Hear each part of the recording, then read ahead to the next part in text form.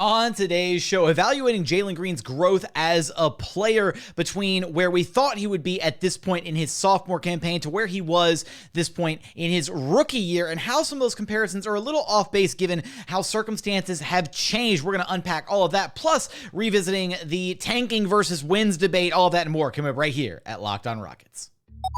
This is Mission Control, Houston. Ignition sequence start. The Houston Rockets select Jalen Green, Alperen Sengun, and Jabari Smith Jr. T-minus 15 seconds. Guidance is internal. Every time I step on that floor, I'm coming. Hey, Houston fans, I am so happy. You're getting somebody who's going to come in with a chip on their shoulder, somebody who's going to come in and compete from day one. 6, 5, 4, 3, 2, 1.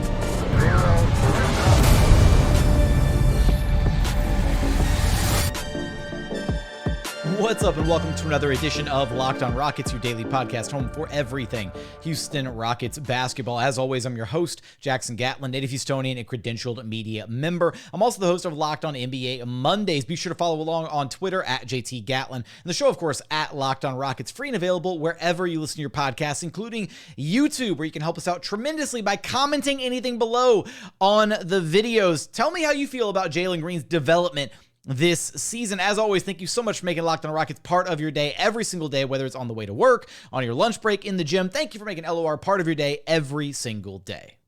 Joining us now is your weekly co-host, none other than the podfather himself, Rockets Wire editor and host of the Logger Line podcast, Ben DuBose. You can follow on Twitter at Ben DuBose. And Ben, we're going to we got a couple interesting topics here we want to tackle. We'll keep most of the conversation focused on Jalen Green for a chunk of this show, his development, kind of what we've seen through this point in the season. You asked Steven Silas a really great question about Jalen Green's development that we're going to run back here in just a moment. But we're also at some point later on in the show going to tackle this whole debate that is raging amongst Rockets fans that you and I think we find ourselves on opposite sides of the aisle in this debate, the whole tanking and bottoming out rest of the season, and whether or not these two wins against the Spurs were good or if they're bad in the grand scheme of things versus the whole positive wins, resetting the culture, all that. So we're going to get into that a little bit later on in the show. Should make for some a nice heated debate, if you will. But let's start with the Jalen Green topic here. And do you want me to go ahead and throw to your question from with Silas, and then we'll kind of unpack from there? Yeah,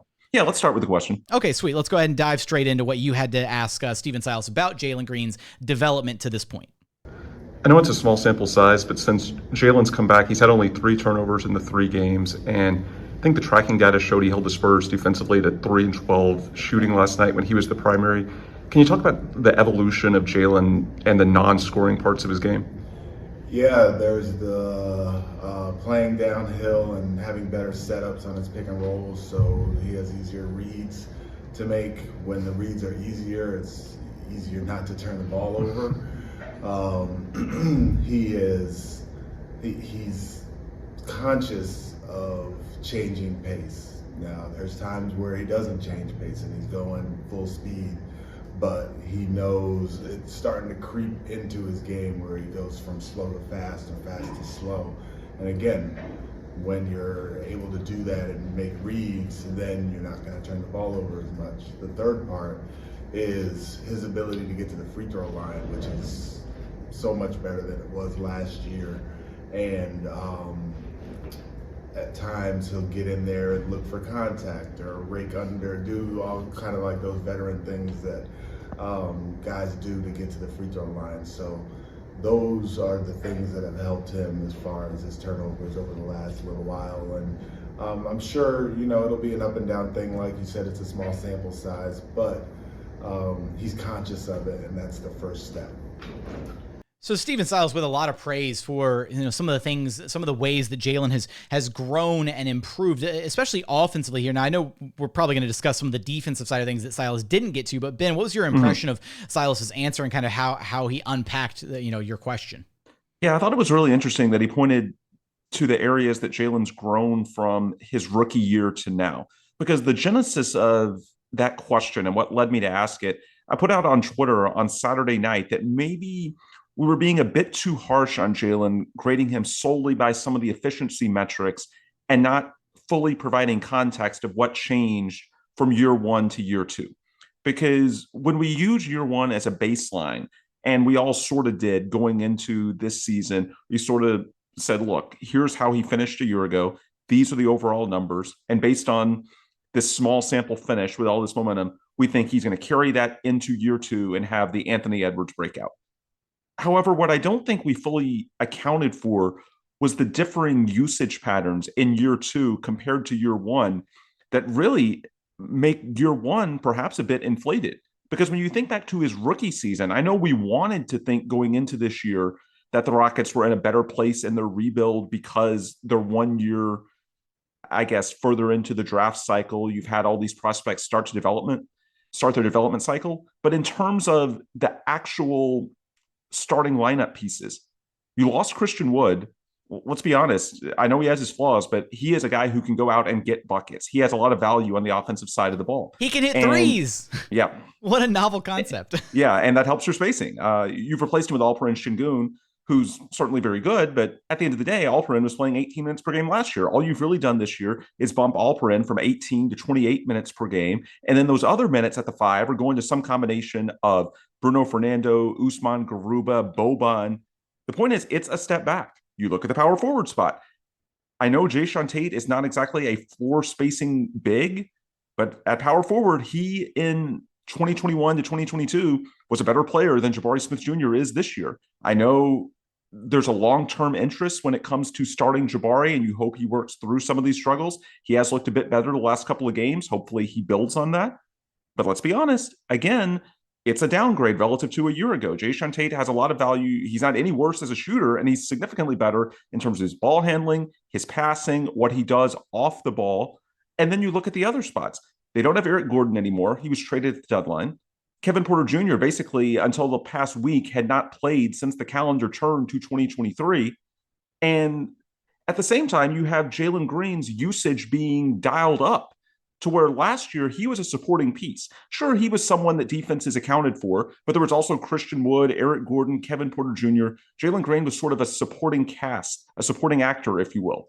This year, Jalen Green is Houston's lead option. There is no denying it. He is the focal point for opposing coaches and their defenses.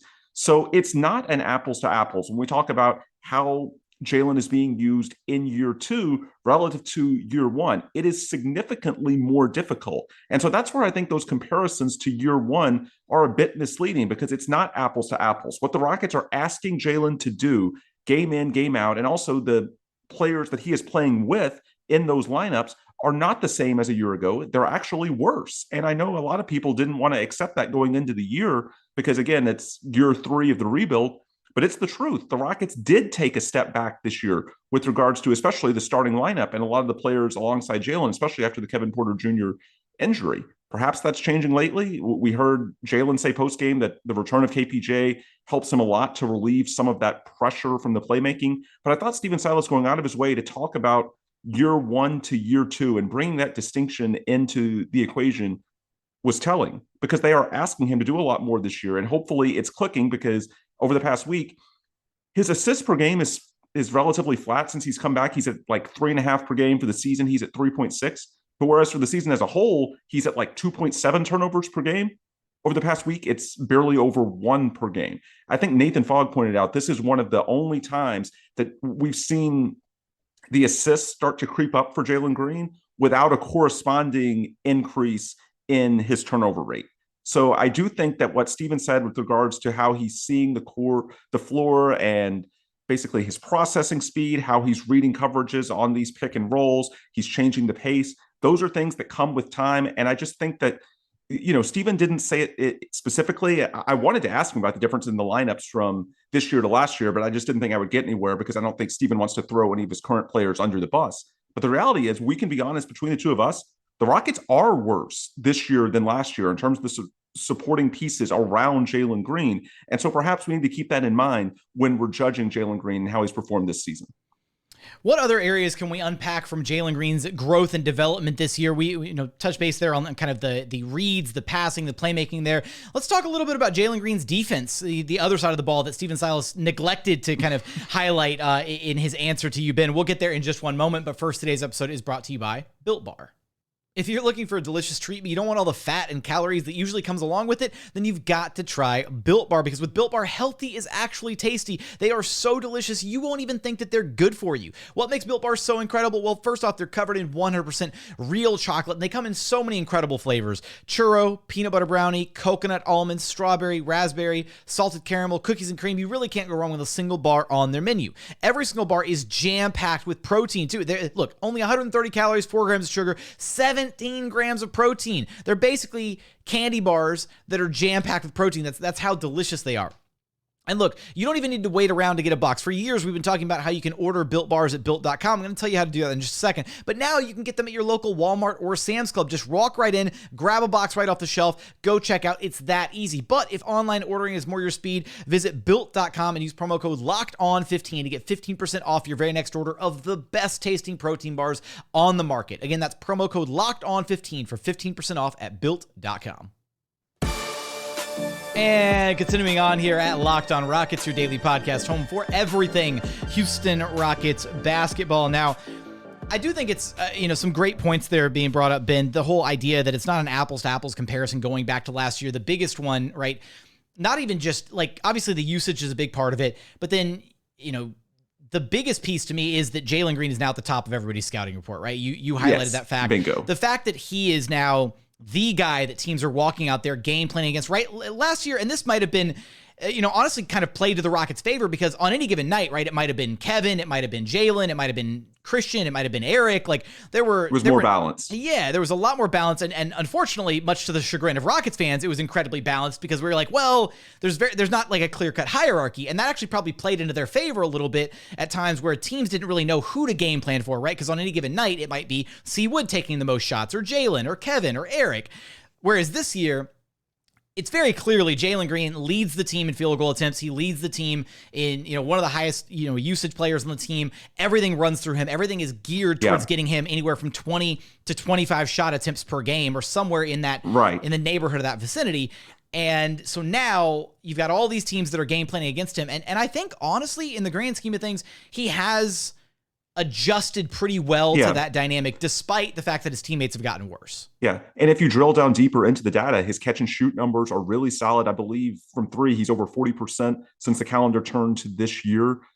There is some encouraging data. It's just the overall efficiency metrics. If you want to look at, 538's Raptor, if you want to look at effective field goal percentage, true shooting, they're down a little bit from last year. It's not the Anthony Edwards leap that a lot of us wanted to see. But again, the surrounding infrastructure, both relative to Jalen's rookie season and certainly relative to Anthony Edwards in Minnesota, it's not an apples to apples. And so the more I look at it, the comparison to the Timberwolves is obvious. This Rockets team is terrible.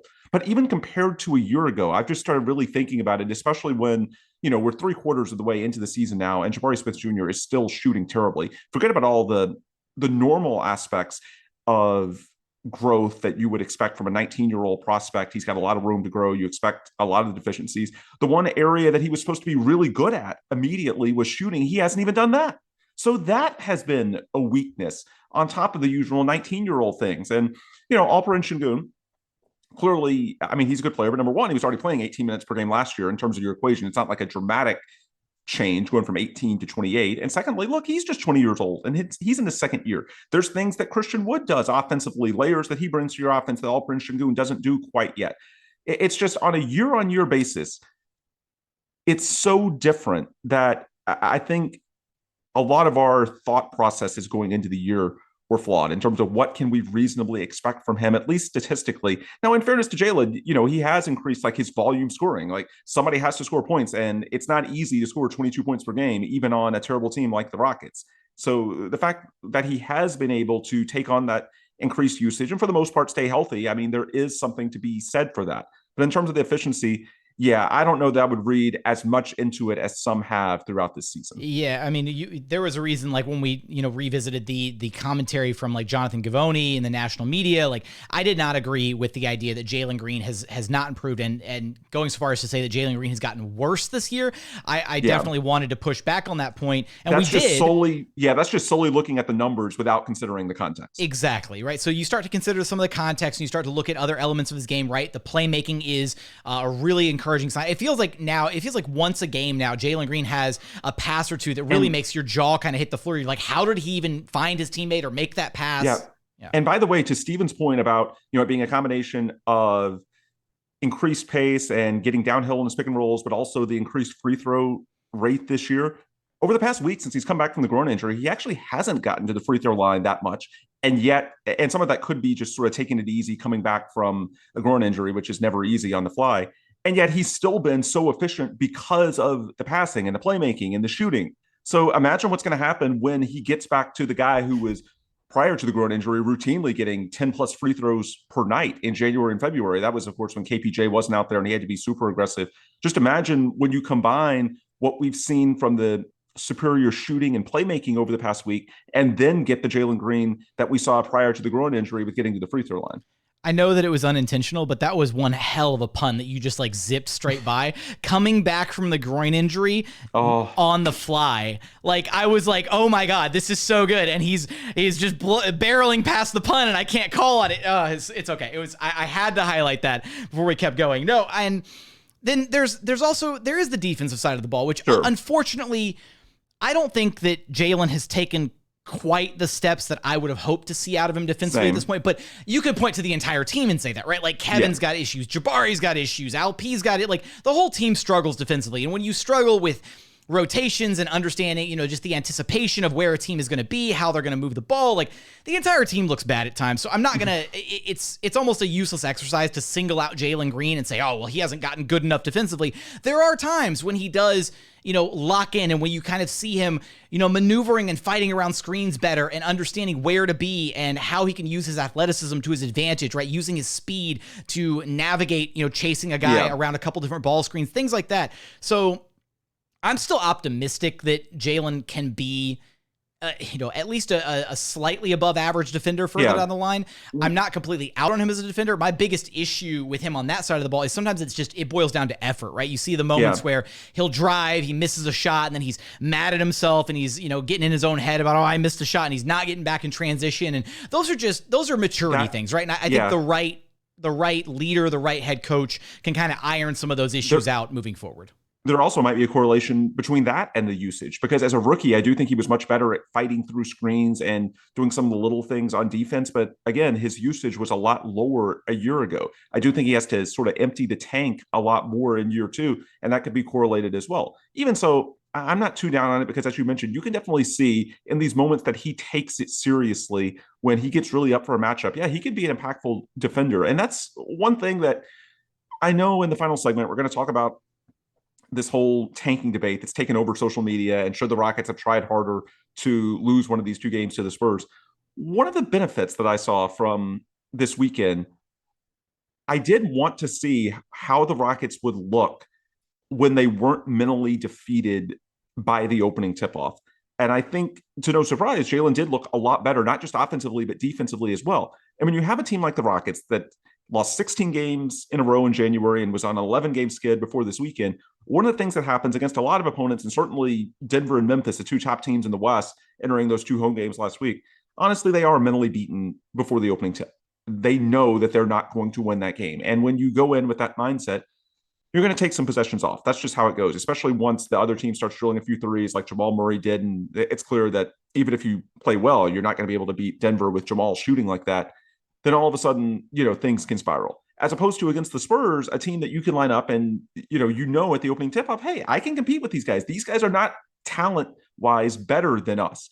And I do think that that's something that the Rockets saw, and it's just noteworthy to see how some of these guys respond when they feel optimistic, when they feel like, hey, this is a game we can actually win. Okay, what does that mean in terms of their performances? And I do think that we saw Jalen Green competing harder on defense. Now, you should still be a little annoyed that he doesn't have that approach every single game. Sure, you can hold that against him. He is just, well, he recently turned 21 years old, but still year two, incredibly young. But I do think there's some, positive takeaways from the standpoint of this was an opponent the Rockets knew going in, hey, we can actually compete with these guys, or in this case, blow them out. And so once they were in a better frame of mind, yeah, I do think we saw a corresponding pickup in the defensive intensity, and it starts with Jalen Green. We're going to get to the tanking versus wins debate here in the final segment. Gloves off as Ben DuBose and I go head-to-head in this argument. We're going to get there in just one moment, but first, today's episode is brought to you by FanDuel. We're in the final stretch of the NBA season, and now is the perfect time to download FanDuel, America's #1 sportsbook, because new customers get a no-sweat first bet up to $1,000. That's bonus bets back if your first bet doesn't win. Just download the FanDuel Sportsbook app. It's safe, secure, and super easy to use. Then you can bet on everything from the money line to point scores, three-pointers drained, dunks, 6th Man of the Year winner, MVP, finals odds, whatever you want to bet on, FanDuel will have you covered. Right now, you can take a look at the NBA finals odds, courtesy of FanDuel. The Boston Celtics plus 310 to win the NBA finals. Milwaukee Bucks behind them at plus 320. The Phoenix Suns moving into the top 3 at plus 460. The Denver Nuggets at plus 800. And then the Golden State Warriors at plus 1500 to round out the top 5.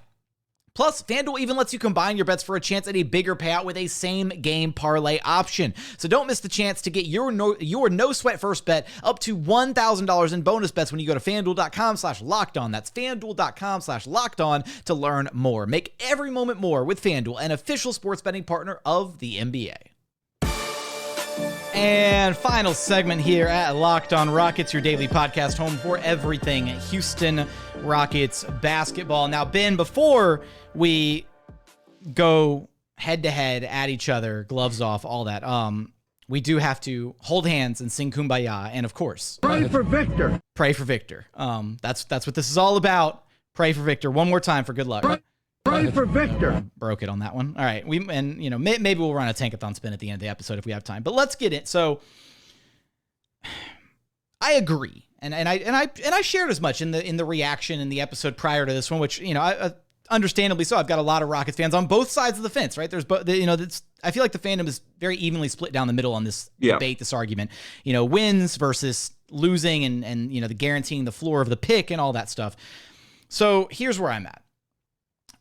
I understand that there's positives from both of these San Antonio wins. I do. And I was actually very encouraged by a lot of what we saw in the second game against San Antonio, because to me, if you're going to not go into the chess battle against San Antonio and try and rest guys to give yourself an equal chance to lose these games and, for the Wemby Bowl, the sweepstakes, whatever, then go out there and you clearly had the better roster in both of these games. You're full health. You got all your guys. And the Spurs are resting multiple starters both nights, right? You should beat them easily, decisively, all of that. They did that on the second night, right? They easiest, biggest blowout win of the season for the Rockets. And there were a lot of positives from that. KPJ looked phenomenal in that game. Jalen Green had his scoring explosion. Tari continues to look incredible. All those positives. And I do agree. That's good for a bad team to have like those moments to ease the mental fatigue, to stop the losing. Cool. That first game, though, they were trying to win, and this is also the concern, right? Steven Silas is actively trying to win these games, which is like red flag, just a gigantic red flag, is that this is what it looks like when he's actively trying to win. It's still not looking great. And the Spurs were still competitive. The Spurs rested a bunch of their key guys, and they were still competitive with the Rockets for a majority of that game and had a few things broken a little bit differently. We might have been talking about, a Spurs team that rested a bunch of their guys beating a full health Rockets team, and that would have looked like an atrocity, right? That would have looked really, really bad on well, you didn't have Jae'Sean Tate, but still. Okay, fair. No Jae'Sean Tate. All right, relatively full health Rockets team. Yeah. You have all your key guys, right? You've got the big three, the really important ones, the guys who have been contributing at an incredibly high level. So my thing was, again, you can argue the whole pick odds and the floor of the pick versus, bottom pick being number 5 or the bottom being number 5 versus number 7, further down the line, all that. I just wasn't necessarily a fan of, okay, you're going out there and you're competing and you still barely beat the Spurs that first night. It should have been a decisive victory in both games if you're not going to, if you're going to trot out your fully healthy roster or mostly fully healthy roster. And I feel like the Rockets could have, I hear this argument of, oh, well, you would have been upset with the Rockets if they had lost against the Spurs. Not if they rested a bunch of their guys. I would have been beside myself upset if they had lost to this iteration of the Spurs with a fully healthy team. Yes, because deservedly so, they should have beaten the Spurs. They were favorites to beat the Spurs because they didn't rest anybody, and yet they still kind of struggled to make it happen in the first game. It did happen, but they struggled to do it. It was not an easy win. Mm-hmm. So you could have maybe saved the organization some of that like possible like embarrassment, right? Rest a bunch of guys, take the L that first night. The national media would have just looked at it as two tanking teams resting all their guys, right? It wouldn't have been, oh, the Rockets are a joke because they lost to San Antonio. It would have been, no, if both teams are resting their guys, may the better loser win and, call it a day. So, and then the last piece of this argument is just the whole, okay, get some positive wins under their belt, take some of the frustrations away from all the losing. I just think at this point, right, you're at the tail end of a 3-year-long tanking, commitment. What does it matter to win a couple games here at the end? Especially, and I think the context of these wins matter, right? If the Rockets walk out and beat a good Phoenix Suns team or a Dallas team or whoever else they've got, if they beat the Nets on Tuesday, I'm going to be ecstatic because those are teams that are still actively fighting and trying and jockeying for playoff position and are playing high quality basketball, right? Good basketball. I get the idea that maybe the Spurs team is a tune-up game. It's an opponent that they can look at and be not mentally beaten from the tip-off or before the tip-off even happens. I get that. But I just think the context of these wins matter, and the quality of opponent should absolutely be something you consider when you look at the fact that they beat a team that was really, really bad. And so how much positive can you really draw from that in the grand scheme of things? Yeah, I think that's fair. I think, first off, the difference between the two games, in my opinion, it's pretty clear. It's what version of Kevin Porter Jr. did you get? KPJ, the game in San Antonio, he aggravated the toe very early on. We saw that he was really struggling on the bench in that first quarter. I was surprised they put him back in. He did. He gutted it out. And of course, he's a classic guy. You can question, should he play both ends of a back-to-back? But then on Sunday, I guess he's getting more used to the pain or what his limitations are. He didn't have any flare-ups, and he was brilliant.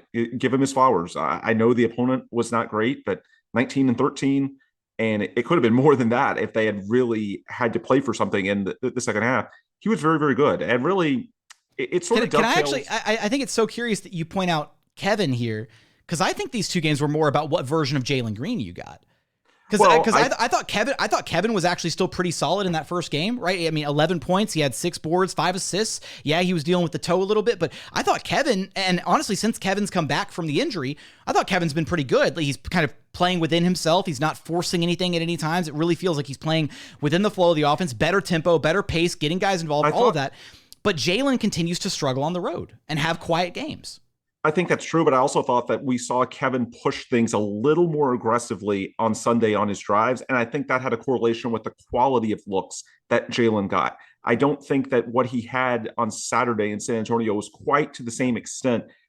With Sunday, it just looked like, and I could be wrong, that Kevin trusted that toe a little bit. He committed a little bit more on his drives, and so that led to a bit more open looks from three.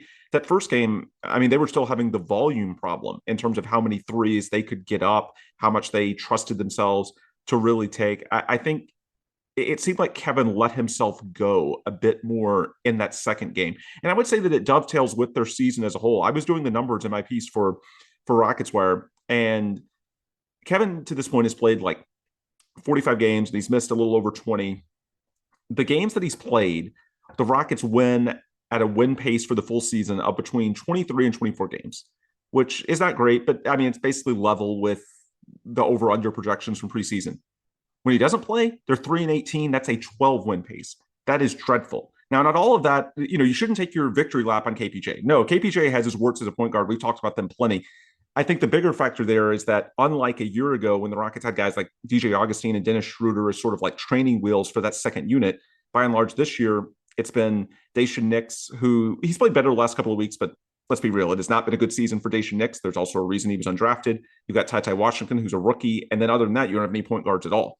You kind of had Jae'Sean Tate, but Jae'Sean Tate's missed most of the season as well. So it's hard to say how much of it is KPJ's play versus how much of it, when KPJ is not out there, you just don't have anything even remotely resembling an NBA point guard, someone even remotely competent. There's just a huge drop off to whoever you put in those spots. And so I think some of the discrepancy being, bad but competent versus process Sixers level, just awful, is circumstantial and not just Kevin Porter Jr.'s own value. It's also relative to what the other options are. With that said, the Rockets, the difference between them being just normal bad and catastrophically off the charts, just full-blown tire fire, does seem to correlate very strongly with what version of Kevin Porter Jr. or whether he's out there or not. Just whether he's on the floor. And I don't know. Again, I've had my frustrations just having another with option. Kevin out there. Yeah, but he is clearly one of the most talented guys on this Rockets team. You know, there's the big three between Jalen, Kevin, and Al P. You can make different arguments for who's the best player amongst those three, highest ceiling, the highest highs, biggest flashes this season, whatever. Those are the three most talented guys on this team. And when those three guys are out there, they stand a better chance to win games, especially when all three of them are playing well. For sure. We can quibble over usage patterns and who should be prioritized and what groupings, but yeah, the bottom line, they're better when they're out there. And so I think, for the season as a whole and these two games against San Antonio, I do think that was a common theme. With that said, I do feel some semblance of relief. And some of it is simply just being beaten down by all the losing. I'll admit to that. I think this has been really brutal. I agree you shouldn't just completely change your strategy, in the final 18 games of basically a 3-year tank. I understand that argument. But with that said, beyond just the fact that, losing 25 or 30 games in a row, something comedic to end the season would have been bad for development, the day-to-day environment in the games, I also feel some relief that to see the Rockets go up against a team in the Spurs that, as you said, they're just better than, especially with the Spurs strategically resting a couple of guys on both ends of the back-to-back. There is some relief in saying, hey, the Rockets are more talented than this team, and they did go out there and beat the crap out of them. Let's be honest. Like, they looked like clearly the more talented team. And that's relief because they did on the second night. Well, and I would say they did in the second half of the first game. Fair. It was basically level for the first half. And then, the second half in San Antonio, they were pretty clearly better. And I would just say that there's some relief in that because part of our optimism in the macro, we've done this a lot in our shows here on LOR, is based on the idea that if there's certain changes made in the offseason, you can look at certainly free agents they can bring in, point guards, you can talk about the coaching staff. The point is that they're not necessarily as far away as they look based on the record. And so there have been times when things have been as brutal as they've been this year that I've wondered to myself, is maybe the talent just not what we thought it was? That, beyond just the fact that, we can quibble over how these guys are being used and the culture and the day-to-day environment, maybe some of these guys just aren't as good as we thought. And if that's the case, then yeah, it's not going to be as quick of a turnaround, barring James Harden, as we would like. Whereas this was a reminder that, hey, even with all the obvious issues, the talent is there. So I do think I understand the pick floor is important, but I do get some semblance of relief that, hey, we're not, our optimism isn't unfounded. There is talent on this team. It clearly needs to be developed. It can be used in better ways. But yes, that talent actually is there. The other reason why I'm not despondent about it, again, I just never went into this back-to-back with the Spurs hoping for 0-2 or thinking that 0-2 was a realistic option. I said on my podcast, The Logger Line, I expected them to go 1-1. That was my hope. They went 2-0. 1-1 would have been the best balance of giving you some optimism, but also not letting San Antonio get any closer to you in the draft race. And of course, having a pick floor possibly fall from 5 to 6 or 7. Those are real considerations. And to me, 1-1 would have been the best of both worlds.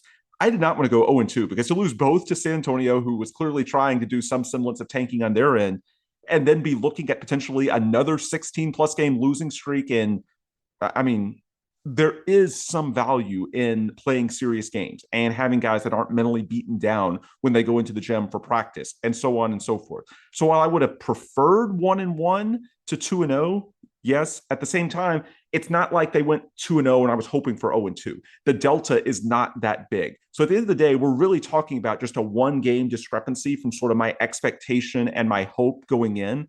So while I understand the concerns and they're valid, that's why I'm sort of not totally despondent over it. And then combine it with the fact that, again, it just provided some reassurance that, hey, there is some real talent there. It may have taken playing against San Antonio, but we actually finally got a reminder for the first time in a while. And perhaps it's not coincidental. It's also the first time we've had a fully healthy Rockets roster in a while.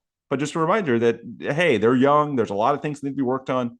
But there are some legitimately intriguing pieces there. Also, shout out to Jabari Smith Jr. shooting 50% or better in both of those games. That helps, not on high volume. But Again, just enough to be respected. That helps a ton with the spacing. Again, just lots of little things that at times for a fan base that's been very beaten down this season, I understand the math, but that's why I have a hard time getting too despondent over it. And maybe that's just where we differ, because I trust me, I'm exhausted watching this team, and imagine, I just watch the team, right? We watch the team, we talk about the team, we're very much in the trenches, but to think about the players who are like living this, right? This is their lives. Yeah. They're the ones walking out there. They're on the court. They're hearing it. They're seeing all the talk on social media. It's got to be awful for them. I get it, and I get how much like a win like this could mean to them. I will say I went into it again. I was hoping for 1-1 as well. I wasn't expecting them to go 0-2. I didn't think that was realistic. And I do think it changes things when you look at, again, had the front office decided to step in and do some meddling and bench some guys or whatever, then, play the chess game just like the San Antonio Spurs did, then you could have sacrificed one of those games and still gotten the best of both worlds, gotten the one game where everybody's healthy and you go out there and you blow the doors off San Antonio at home, and then maybe on the road game you could have benched a bunch of guys and said, you know what, San Antonio, we see what you're trying to do and we're not going to let you have it, right? Of course, no guarantees that you even lose in that scenario given who San Antonio threw out there, but I agree. I mean, there's steps you could have taken. The one pushback that I will throw out is it reminds me an awful lot of the back-to-back against Portland late last season that they lost both of those, and or the Rockets won both of those. But the point is that the wins sort of feel like losses in the context of the draft race. Yep. And we talked about at the time feeling like, did the Rockets get a little outmaneuvered in sort of the strategic tanking race?